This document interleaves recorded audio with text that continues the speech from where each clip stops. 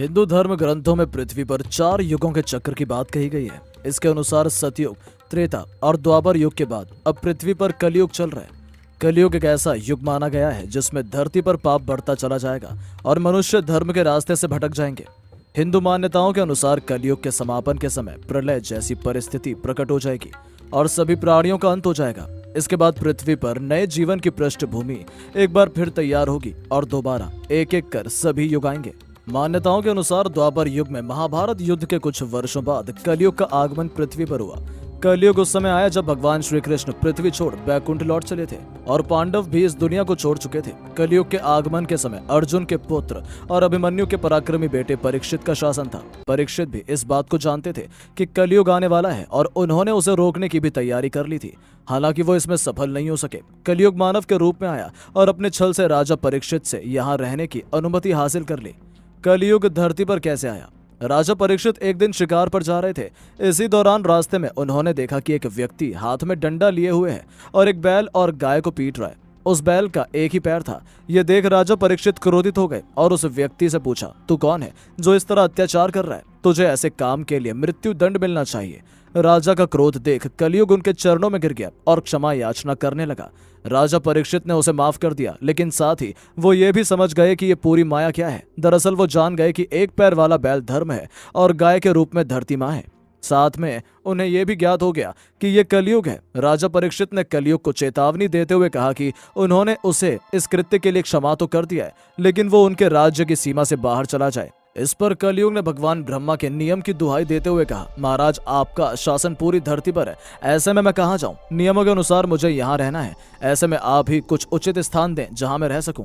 कलयुग को लेकर राजा परीक्षित से हो गई बड़ी गलती। कलयुग के गिड़गिड़ाने पर राजा परीक्षित ने उसे रहने के लिए धरती पर जुआ, मंदिर, परिश्री गमन और हिंसा जैसी 4 जगह दे दी।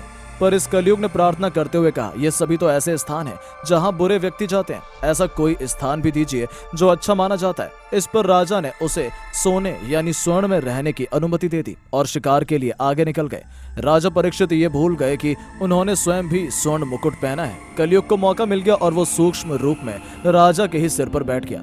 कलयुग ने राजा परीक्षित पर दिखाया पहला असर। राजा जब शिकार के लिए आगे बढ़े तो उन्हें रास्ते में प्यास लगी। वो पास में मौजूद शामिक ऋषि के आश्रम में गए और जल के लिए आवाज लगाई। ऋषि शामिक उस समय ध्यान में लीन थे और ऐसे में उन्होंने कोई उत्तर नहीं दिया। यही कलयुग ने अपना पहला असर दिखाया। सिर पर कलयुग के बैठे होने की वजह से राजा परीक्षित को लगा कि ऋषि उनका अपमान कर रहे हैं। ऐसे में वो क्रोधित हो गए। उन्होंने ऋषि शामिक को परेशान करने के लिए एक मरा हुआ सांप उनके गले में डाल दिया।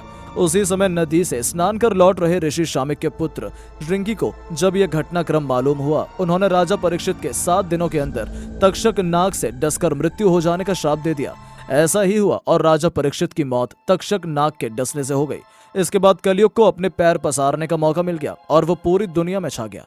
कलयुग कब खत्म होगा ये कहती है गणना। पुराणों के अनुसार देवताओं के लिए माने जाने वाले दिव्य वर्षों के आधार पर सभी युगों का समय निर्धारित है। दरअसल मानव का 1 साल देवताओं के एक अहोरात्र यानी कि दिन रात के बराबर होता है। एक सूर्य संक्रांति से दूसरी संक्रांति की अवधि को सौर मास कहा जाता है। ये मास आमतौर पर 30 या 31 दिन का होता है। ऐसे में 12 सौर मास का एक सौर वर्ष ही देवताओं का एक अहोरात्र होता है। ऐसे 30 अहोरात्र देवताओं के 1 माह और 12 मास एक दिव्य वर्ष कहलाते हैं। इन्हीं दिव्य वर्षों के आधार पर सभी युगों की अवधि भी निर्धारित है। इस लिहाज से सभी युग इस प्रकार हैं। सतयुग 4800 दिव्य वर्ष यानी 17,28,000 सौर वर्ष। त्रेता युग 3600 दिव्य वर्ष यानी 12,96,100 सौर वर्ष। द्वापर युग 2400 दिव्य वर्ष यानी कि 8,64,000 सौर वर्ष। कलयुग 1200 दिव्य वर्ष यानी 4,32,000 सौर वर्ष। कलयुग के शुरू हुए अभी करीब 6,000 साल ही हुए हैं। कलयुग की अवधि करीब 4 लाख वर्ष है। ऐसे में इसके खत्म होने में अभी काफी समय है। दोस्तों, हमारी आपको ये वीडियो कैसी लगी कमेंट करके जरूर बताएं और ऐसी रोचक और मजेदार वीडियोस के लिए चैनल को सब्सक्राइब करना बिल्कुल ना भूलें। धन्यवाद।